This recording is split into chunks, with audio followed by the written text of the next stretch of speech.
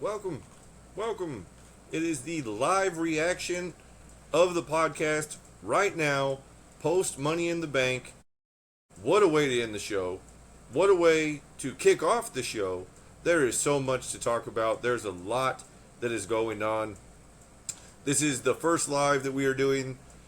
We actually, to be completely transparent, there was some technical difficulties getting the association linked up with the program that we use to YouTube.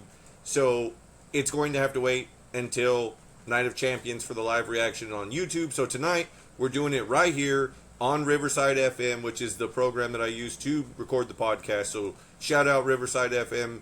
They've been who I've used consistently since the beginning of this thing. Never had any issues that haven't been fixable as far as internet going out, things that aren't to do with the program. So shout out Riverside. They've always been good, always been supportive. And we will get to YouTube on the next one, I promise. We have a lot to talk about. So hopefully we can go ahead and get into that here momentarily. We're going to see here how things went as there was the pre-show. There was a lot of things going on that they built up to. They have the UFC fights that they led into. As it currently stands right now, it's 7:24 out here on the West Coast. So they UFC 316 is live right now for their main card. There's a lot going on with TKO, WWE, UFC. They had Worlds Collide earlier. That was a whole nother show and a great showing into itself. And there is a lot to talk about. So hopefully here we can get all the things covered that we need to get covered. And then this upcoming next week, which will be probably Tuesday, Wednesday, like our normal recording schedule, we will give a full in-depth view of what their thoughts were on the show and what we thought of the whole thing. Spoiler alert, David and Damien were not able to watch the show live tonight, so they will be rewatching it either tonight or tomorrow, and then we will do our podcast of our review of it, and with Monday Night Raw, obviously, on Netflix. So we will have that on our regularly scheduled time, but we wanted to do, and I wanted to do specifically, a live reaction episode where we could do it right here. As soon as the show went off the air, we could get into some of the crazy things that we saw, some of the unexpected, some of the things that we did expect. I got notes, I got lots of things to talk about. First off, I want to say that I wasn't expecting much at a Worlds Collide this afternoon as the precursor to Money in the Bank, and it really went off. I mean, it really did. I wasn't expecting that whatsoever, and it really showed out for AAA and their promotion, and it was nice to see and hear Conan on commentary. That was a nice switch up to have somebody who's in the management position that he's in with AAA and can give some real insight into what they're doing and who those guys are and give some good backstories. As somebody who doesn't watch AAA, it was very easy to follow along with him explaining things with Corey Graves along the way. Excuse me. There was a lot of things like that going on where he had to introduce people or talk about their gimmicks and things of that nature. So when you're watching a show that you have never seen the guys or you've only heard of guys here and there, it's nice to have somebody that makes it simple, makes it easy to follow along, and they did that. And not only did they do that, but their guys showed out. El Viquino and Chad Gable, I mean, I don't think you could have asked for a better main event. If you're asking to say, hey, we need to put on a show that's going to showcase these guys, they're going to go ahead and make sure that you know who their name is by the end of the show. Viquino and Chad Gable put on a main event that it was like telling the rest of the guys at Money in the Bank and girls at Money in the Bank, hey, you're going to have to follow that. Like, that's going to be tough. So shout out to those guys. Shout out to everybody that put on the show at the Kia Forum for Worlds Collide with AAA. Like I said, I didn't expect a whole lot out of it, and they showed up and showed out, so shout out to those guys. Money in the Bank. Money in the Bank was wild. To start with the women's ladder match, like I said, I got some notes here. To start with the women's ladder match, I think it was pretty easy to see that everybody went with the idea that there could be a number of winners in this match, that they did a good job of mixing up the women of stars and new up-and-comers, where I don't think, even if the person you wanted to win or thought was going to win didn't pick up the victory, that you could have said, you know what, I get it. I understand that they had a good variety. They had a good idea of what they wanted to do.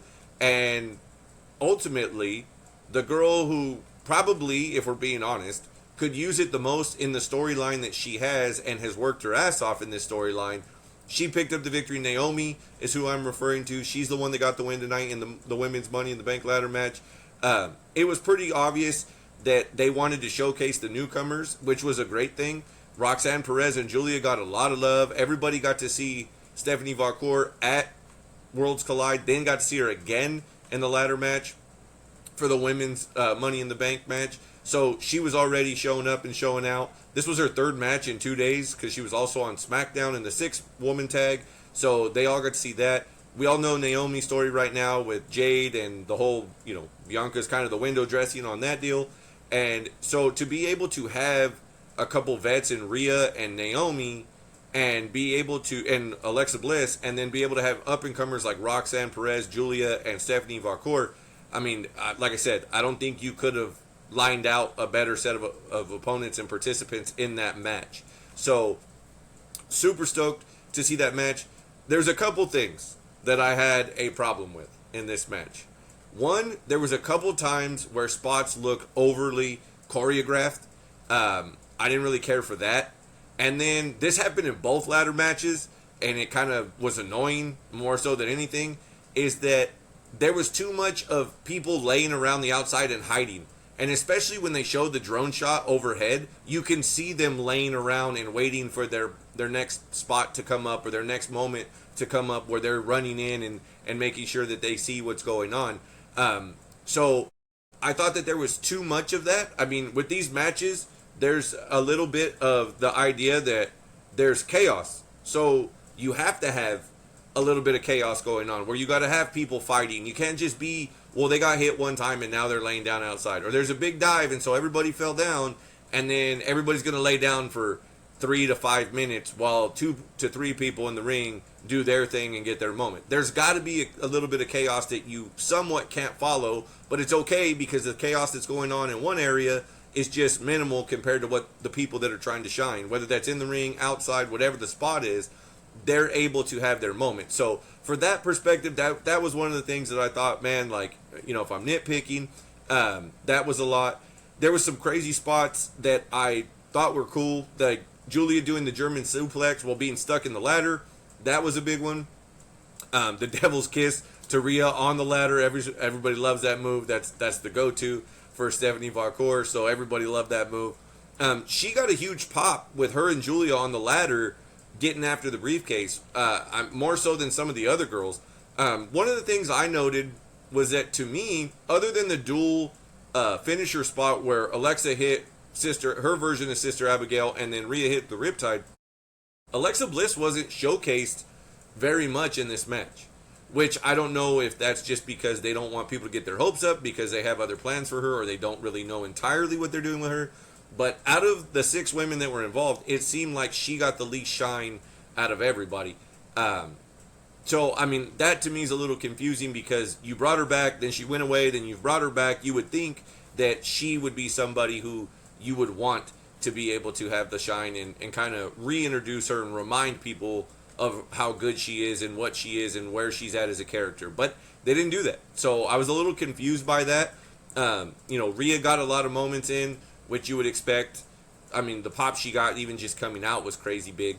But like I said, Roxanne Perez, Julia, and Stephanie Valcourt easily got huge reactions. And it's not just about like, oh, well, we've seen them here like quite a bit recently. It's not true. They only have a few weeks on Netflix and on SmackDown. So if you've watched them, it had to either be when they were on the Indies or they made their NXT run. And a lot of times people go, oh, it's all WWE. That's true, but not everybody watches NXT.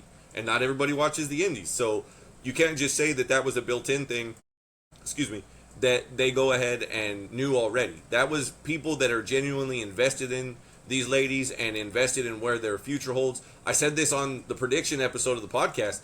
I feel like WWE has done a good job, at least in NXT, of setting up the main roster to have stars for women.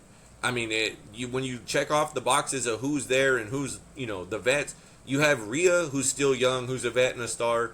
you have Becky and Charlotte, who are on, what you would imagine are probably the backside of things, as they had their crescendo, they had that moment, and it's not that they're bad or that they're weak, but that they're just not young bucks anymore. They're up and comers. They're the vet presence of what things are.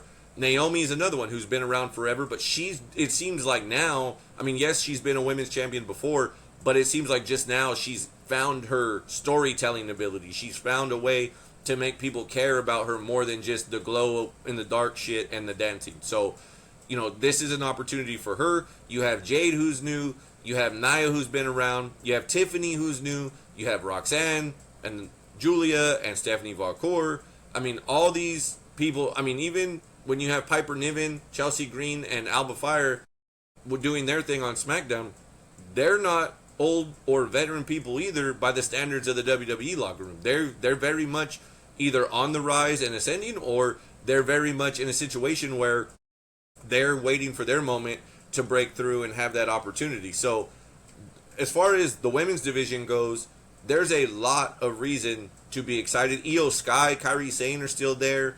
Asuka's a vet, and, hopefully will be back sooner rather than later from this knee injury and issues. So there's a lot of reasons to be excited about what they're doing with the women's division and what they potentially could do. And that's not counting the women's tag team champions, Liv Morgan and Raquel Rodriguez. So there's a lot of reasons to be excited.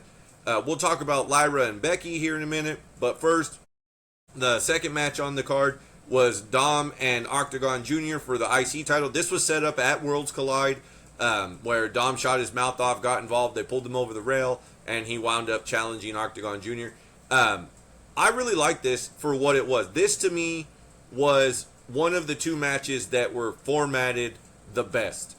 That this one wasn't super long, didn't need to be. It did a good job of showcasing Octagon. This was the first time that I can think of that Dom's been the draw guy, that he's the A side in this match, and it's his job to make the other guy look good because it's a showcase for that guy. And to me, I think he did it.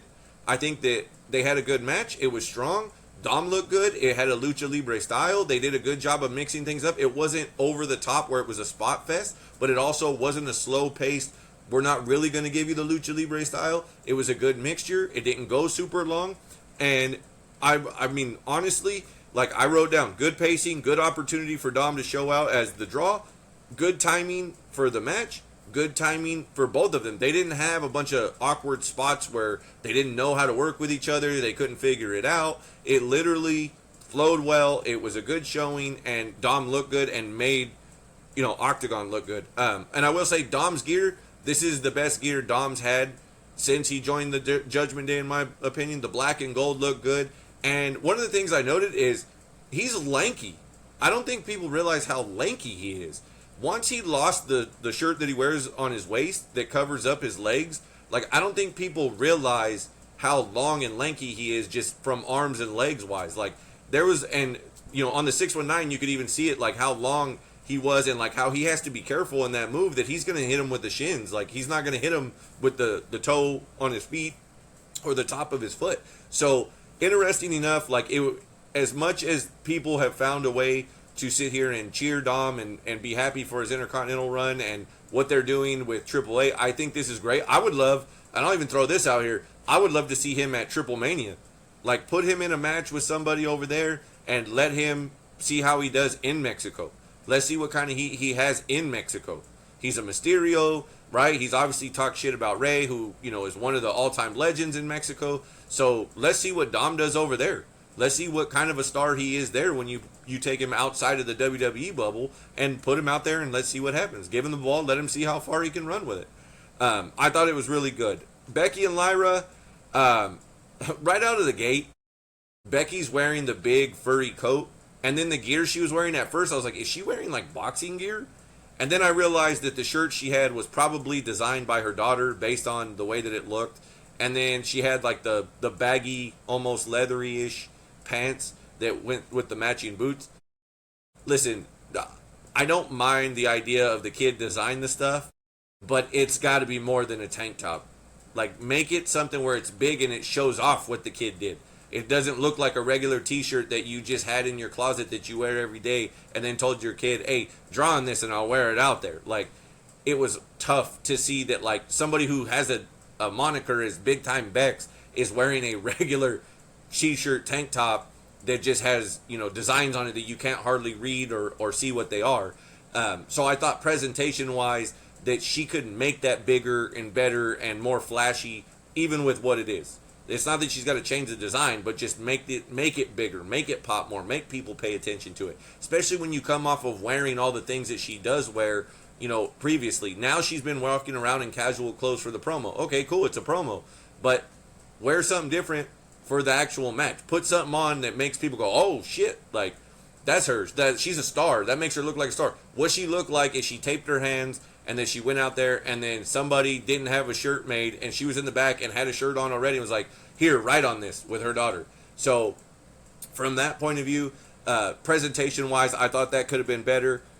They told the story of Becky dominating early, and then at one point there was a superplex spot where she had to help as the fall started to happen. She kind of had to push off a little extra on the post to get him over. Lyra, you know, stepping on Becky's head and cranking her ankle and making sure that, you know, you could see the submission. I thought that looked pretty stellar. Like at first she had her knee on her head, then she turned it into stepping on her head. It was really brutal looking. I wish that Becky wouldn't have moved so much in the process of that. I mean, I understand you're trying to get away from that, but give her a second. Let it resonate with people and let her see the ruthless side of her, right? This was the idea that we've seen in promos with this story and this program, is that it's supposed to draw Lyra's aggressiveness out, right? That's what we were thinking, is that like she's being more aggressive. She's going to be tough on her. Not that she's going to turn, but this is where she gets her grit. This is where she gets her edge. And ultimately, they wind up going to a point where she hits a big leg drop on the barricade, which looked like it sucked for Becky. And Lyra too, like straight to her ass on the outside. I'm sure that doesn't feel good on the tailbone. So it looked like it had all the makings of like, oh, she's getting that grit. She's getting that buildup of like, I'm going to let all this shit loose right here, right now. And it was paced well, I thought, until they both hit their finishers on the outside. Then it slowed down in an unnecessary spot in my mind.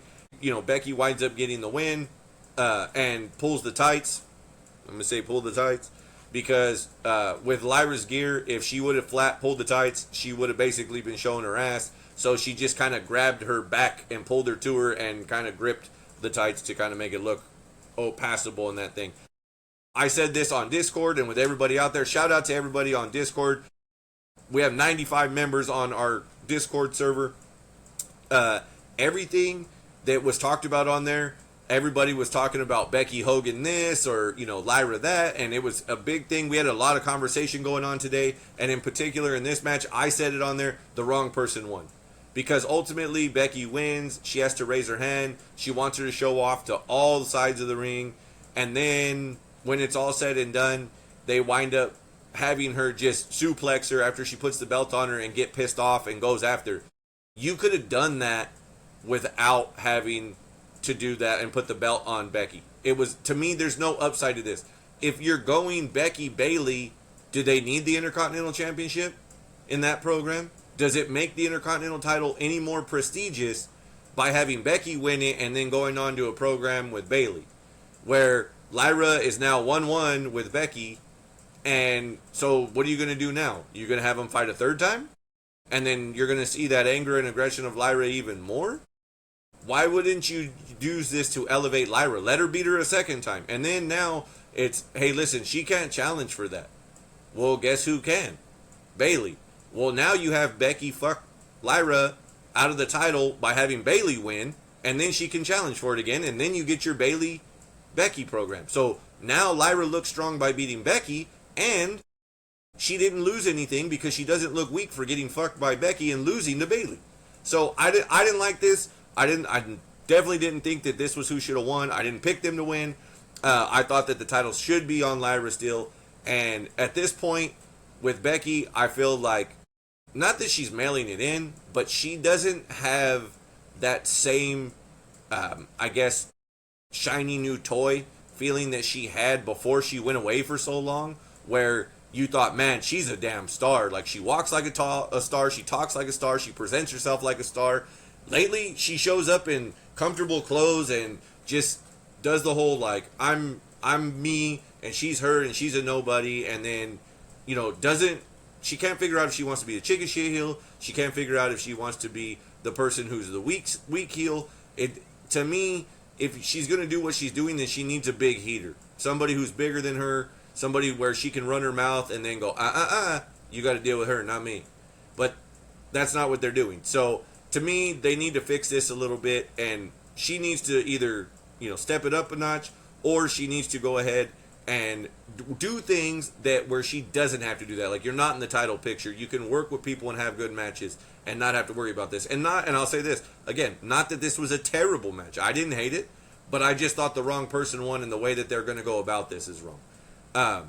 The men's Money in the Bank went on fourth, which I thought was interesting because it was like, how do you follow that if you're in the tag match? Because it's going to be crazy. And one of the things I will say, going back to the women's ladder match, is there was no crazy spot of people falling off of ladders. They went ahead and just got after what they were doing without having to do that. So I thought it was interesting that maybe for some reason or another they were trying to avoid that because there was going to be bigger spots later in the men's match, and there were a few. I thought the way they started the match was great, that they all go after Seth, and then Solo wants to stay out of it, but he throws them out, and then he starts going one by one, trying to partner with the guys, and they don't want it, so they go after him. I really feel like he's got something here by making sure that he leans into the stuff that's funny and then is serious when he needs to be serious. Like, if he tries to avoid this comedy stuff, like, he could be missing out on something here. And not that he's a comedy wrestler. He's not. But these ideas of, like, he's a bad guy, and so he's trying to relate and trying to be cool. It's like watching a parent to a kid trying to be like, I'm hip, I'm cool. So I really like what he's doing with that. I liked how they opened up the match. They had two big diving spots right away with Andrade and Penta. And then, again, I saw this again in this match. A lot of people laying around. A lot of people waiting an inordinate amount of time, trying to wait for their spot, wait for their moment. It didn't make a whole lot of sense. There wasn't a whole lot of stuff going on where it made sense for them to sit that long or wait that long. There needed to be more chaos. These matches should tell you that there's chaos. There's 6 people in it. And there should be things where guys do get knocked down, but it's into the match where they're tired, or what they took is a big enough move that now they're laid out and they have to take that moment or those few minutes to recover before they get back in. Other than just, I'm going to lay on the outside and then I'm going to run in and slide in to the ring when it's my turn, or slide a ladder in when it's my turn, and then we go to the next spot. Like, I feel like they could put these matches together better for what they're doing, rather than just, all right, this to me is what's conditioning audiences to go, okay, what happens next? Like, you did the big front flip off the ladder. What do you do next? Because that's what they're waiting for. Everybody else is laying around, so I'm not watching anything except for that next big moment or that next big spot. So I thought they could have done a better job of that, the same way that they did in the women's match. There was a nice spot with El Grande or Gable, depending on who you're talking to, locking in the ankle lock on the ladder on Seth. That was a cool spot. That's not one that we've seen done. And then again, there was a Mexican Destroyer on the ladder. To me, that move looks more effective if the ladder's on the mat. Like, doing it the way that they did it, it has to be done calculated and slow, so it doesn't look as crazy as you normally see it when he's going through speed. And not only that, but at Worlds Collide, El Vikingo hit one off the top of the ring post onto the apron. Then you had the dueling cold reds in the women's matches, which looks similar to that move, although it's not the same. So by this time, if you've been watching all day long, this is the 3rd time you've seen it. You want to see, by the time it's the last time, you want to see it look the deadliest. You want to look like, hey, this dude is crippled because this is what happened. Look at him. And I felt like some of the spots that they do with these ladders where they're connected or they're hanging between the ropes and the ladder, they're just too slow. They're a little calculated, and it's just too slow because they're trying to be so safe. And I'm not saying don't be safe. I'm just saying either do the move in a different place where you can be quicker in the movement, in the motion, and still be safe.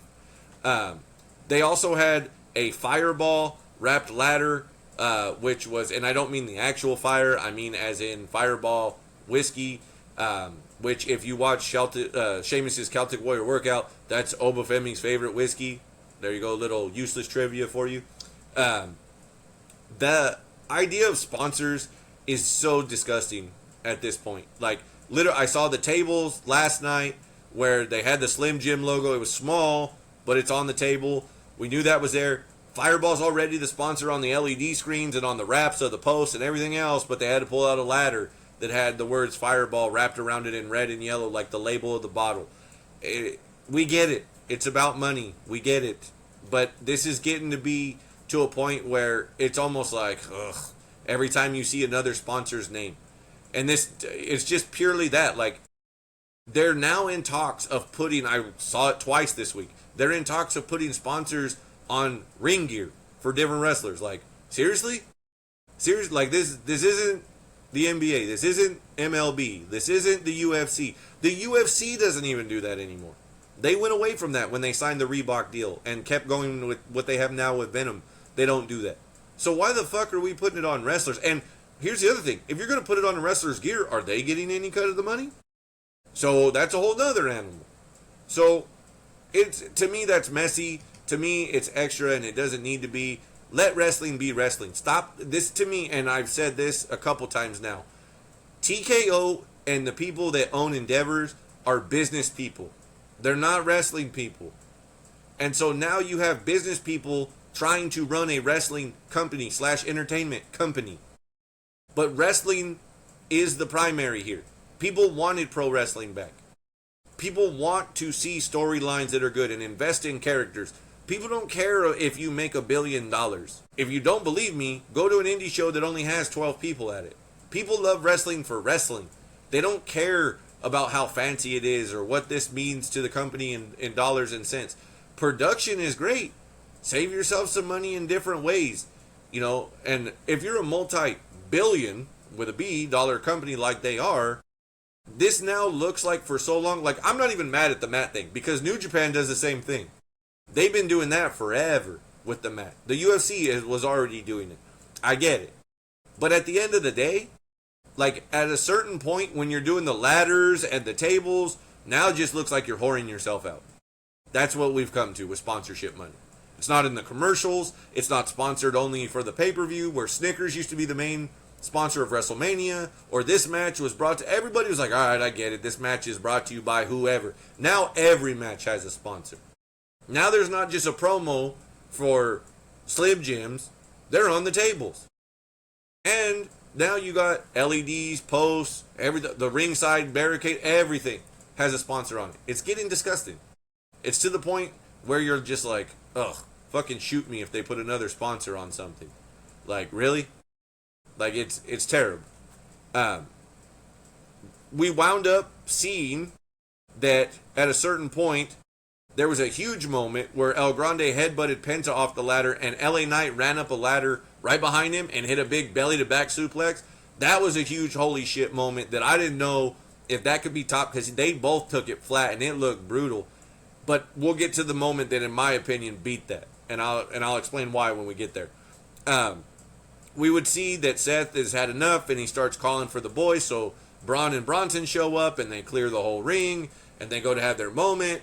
And then JC Mateo, FKA Jeff Cobb, and Jacob Fatu show up. And now we have 10 people that are involved. And out of those 4 people that are not in the match, they're the only ones in the ring. So now this becomes overbooked. Because everybody expected Seth's moment of all that shit to happen. But nobody expected the Fatu turn to happen. And you're doing it in a moment where you go, oh, he cost him. Okay. So if he did that, why wasn't that the finish? Why did you need to bring Braun and Bronson out if you were going to have Jacob fuck Solo out of it anyway? Because now you could just say, look, I didn't even need to bring those guys out. Now it's a bigger talking point for Seth. You all thought I was going to do that. I outsmarted you fans. You thought I was going to do that. I didn't have to do that. I did it on my own. Even though he knows that it was the turn for Fatu on Solo. That could have been that moment. But again, they're doing too much and they're trying to put too many things at the same time, and it takes away from the specialness of some of the moments that they're having. And everybody, was waiting for I Hate You Solo. And that's a great moment. But then they had to follow behind it and go ahead and he has him do the moonsault. He throws him through a ladder. All this great stuff. But then they have to go back, and LA Knight and Seth have to have their moment, and then Seth gets up the ladder. And Bronson and Braun are now in the ring, and they're celebrating together after Jacob walked off. There's no confusion from Jeff Cobb as to why Jacob turned on him so quickly, or any bickering between those two. He's just taken out and out of the way, and he just walked off, and now you had to have something else happen. To me, this was just overdone. It could have been simpler. It could have been cleaner. The big spots were great. I'm surprised that they have toned back some of the spots. I mean, like I said, chaos is what this should be to a certain degree, but they saved some of the bigger spots like the LA Knight suplex for this match. So Seth wins as expected, and there was no Punk. The crowd chanted for Punk. So that was another thing to see where this goes, and we'll see how long he holds on to it. And now the shot that they showed at the end was Seth holding the briefcase up with Braun and Bronson around him, which, if you know about Seth's last Money in the Bank win, J&J Security with Kane were the guys as the authority that wound up being the guys to help him last time. So, different time, different era, but same. We're going back and redoing this again to a certain degree.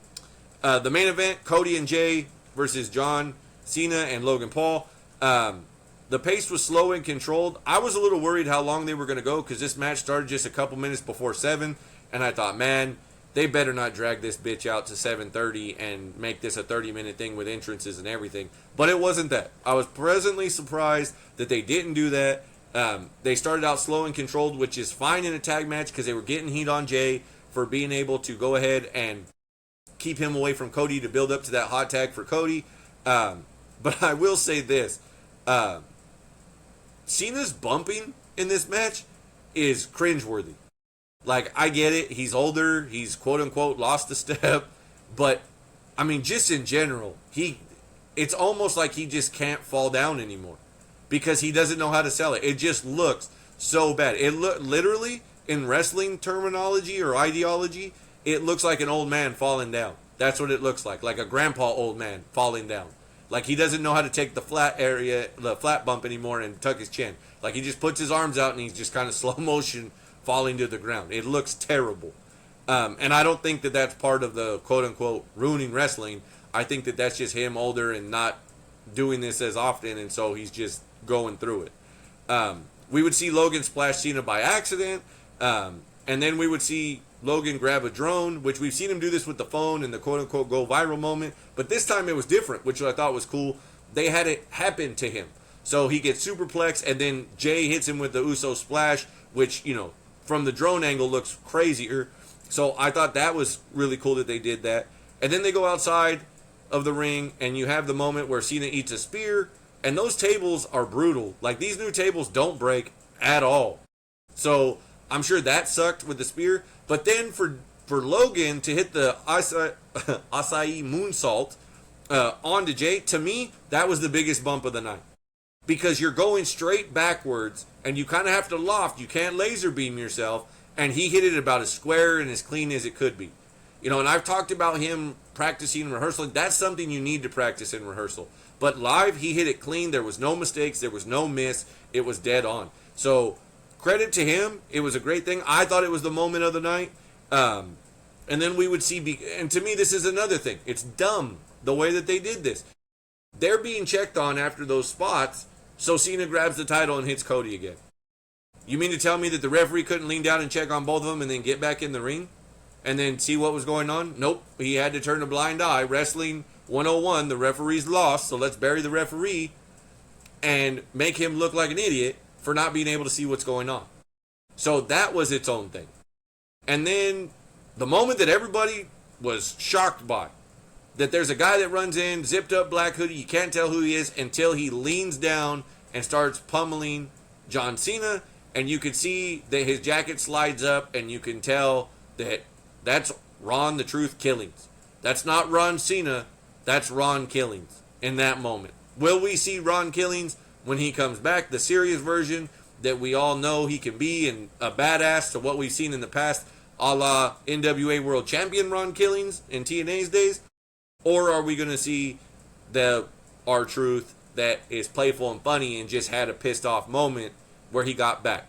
Either way, it's now making me want to see what they're going to do with R-Truth. I'll tell you that.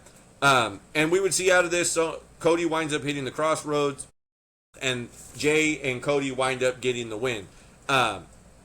In this match, again, if this was the plan all along, great, but I don't think it was. Like I said, they should have had Truth get over on Cena at Saturday night's main event, and then you could have done whatever you were going to do.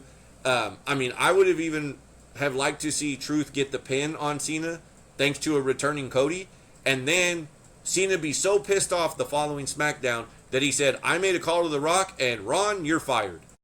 And so now Truth is gone. And he's out because he got fired by Cena and The Rock. And that's how they made him go away. But I am intrigued by this.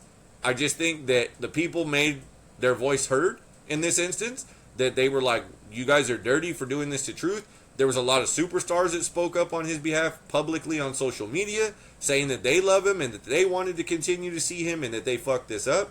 And so now that, apparently he's back and that they figured it out, because if rumors are true and they try to pay him half or less of what he was making before, that's just idiocy. 17 years he's given this company. He's one of the people that no matter whether he's been in a title match or been the guy in the 24 title scene or been the guy doing comedy stuff, the guy has always, you can tell the effort that he makes to turn chicken shit into chicken salad and try to do the best with it. And he's earned that equity with the fans. He's beloved. And he just seems like a positive guy. And a lot of people that have worked with him have said that in interviews, have said that on social media, that they love him. He's a happy guy. He's a positive guy. He's turned his life around. If you know his story and where he's come from, it's a whole nother animal. So shout out to R-Truth, Ron Killings, for getting this chance to come back and do his thing again. Excited to see what they do with it. See where they go with this, as far as if this means that, Jay's got Gunther, so now Truth and Cody are going to be a thing until Cody gets his chance to get back at Cena one-on-one, or if they're going to use any of this Cody pinning Cena, right? Because Cena took the pin. I think that that's something to note, is Cena took the pin. And at the end of this deal, I want to say this again, for people paying attention. There were two things that happened on SmackDown last night that have note to what happened in this match. One, the ending line that Cena had in the promo is, you want truth, you can't handle the truth, as they were going into posing with both belts. To me, that's a breadcrumb. He was telling people that Truth was coming back without people knowing it. Otherwise, why would you acknowledge that if you're John Cena? You don't like the people. Why would you even acknowledge that statement from them? Two, we've said this. Every time Cena's had a moment with Cody or somebody going into the pay-per-view, or PLE rather, he's been the one that's laid out, and he's the one that wins and gets his get back at the end of the show when it's the PLE time. Well, if you remember what happened at the end of SmackDown last night, it was Logan and Cena that stood tall holding both belts up. Now who got their get back? I don't know if that's like Cena's call or if that's WWE's call, but it's definitely a pattern. It has not missed yet. If you were a betting man and you're betting on it, just watch his go home segment, and if it gets physical, whatever happens there, bet the house on the opposite and your money. That's where you're at.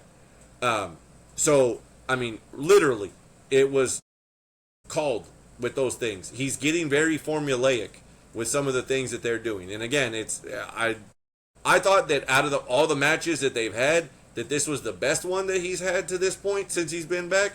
But I think that that's attributed to the fact that it was a tag match. He had a partner. He didn't have to be in there the whole time. And he didn't have to do everything that you would have to do by himself, where he has to walk through things and he can't really run. And, he's not sprinting and getting crazy. It's a slow-paced thing, where with a tag match, you can pace it that way. And Logan is super athletic. He's freakishly athletic, to be fair. And he can do a lot of those bumps. He can take a lot of those sprint and run and bump and feed and all that stuff and be able to handle that for John. So I think this was the best match, but I think there's reasons for it. Night of Champions is next. So we'll see what happens if they use one of Cena's dates to go to Night of Champions. That'll be interesting. And we have Netflix on Monday. Jey Uso and Gunther on Monday. I saw on Discord, I want to be proper here. I want to shout somebody out on Discord. They pointed this out, and I want to make sure I get this. Where's it at here? This was pointed out about the way that they're shooting the Seth thing, that with him winning the Money in the Bank match, that the cash in, everybody kind of went, well, the match is going on last, so it has to be. So Ray on Discord, Ray is in WRAIT, right? So that's where we all are. 95 members of us. We were all talking about this thing, and I'll even show you right now, because I scrolled back up to see this. You can see up close there how many. It says 85 new messages since I went live here on the review. So there's a lot of catching up I got to do. So Wright pointed out that it's pretty obvious with Seth winning Money in the Bank that Monday night, Gunther and Jay are going to have their moment. Jay's going to be exhausted. Gunther's going to lose again, and that's when Seth cashes in, and you have your big moment where he cashes in on the title, and now you have him as the champion going forward, and you can have everybody chasing him that needs to chase him. So shout out, right? I'm with you. I see it, and I don't know how many people saw that or saw it that way, but definitely think that that's the way that they're headed. I would be surprised come by the end of Monday night on Netflix if he's not the world's heavyweight champion. So, as I said, we are going to go ahead and do our regular review with the added Raw from Netflix on Tuesday or Wednesday night like we normally do. So, if you are not, make sure that you get over to YouTube and you subscribe. Make sure that if you hear any of these things and you want to make a comment, leave it in the comment section. We'll talk about it. We'll shout you out. We'll make sure to hit up everybody that leaves comments and things that we talk about. We'll show you love. Otherwise, appreciate you for joining me live. Well, I'm going to get the hell out of here. I got to go have dinner with the family. It's now 8 o'clock out here on the West Coast, so my family's waiting on me. But I wanted to make sure to do the first live review. And, again, I apologize. We were supposed to do this on YouTube, but as we got into this and I was finishing watching the PLE and setting this all up, there were some technical things that I did not know were going to come up, and so now I got to fix those for next time. So next, when we get to Night of Champions, I'm able to do that thing on the spot without issue, and we'll go straight to YouTube with it and make sure that we get everybody out there, not just eyes right here on Riverside. Once again, shout out Riverside FM. They're who I've used from day one on the podcast. They have great features, great things. If you're somebody who likes recording or looking to start recording, I highly recommend Riverside. They've been nothing but good. I appreciate you guys. Shout out to everybody on Discord. I tell you what, the server was hot today between Worlds Collide and Money in the Bank. Shout out to everybody there. We're five people away from 100 on Discord. So if you're looking for anything else like that, if you like trading cards, you want to see what the WWE trading card business is all about, find Essential Sports Cards on Whatnot. He's one of the premier breakers on the app now. So make sure that you go check him out. There's a number of things you can see on there. There's even cards from Cactus Jack, which is Travis Scott's collaboration. And come check it out. Come hang out with us. If you're somebody who likes just talking wrestling and talking sports in general, or throwing things out there and just having a good conversation and getting away for a minute for those days that are rough, or you like wrestling but you don't have a whole lot of people to talk to about it, there's 95 people on this server that are willing to talk to you. And I promise you that you'll get conversations from 5 different people going on at once where you can get in on a little bit of everything. So shout out to everybody on Discord. I appreciate all of you guys. And we will see you this upcoming week when we have the next episode of the review and fallout of Money in the Bank. We'll see you guys. Peace.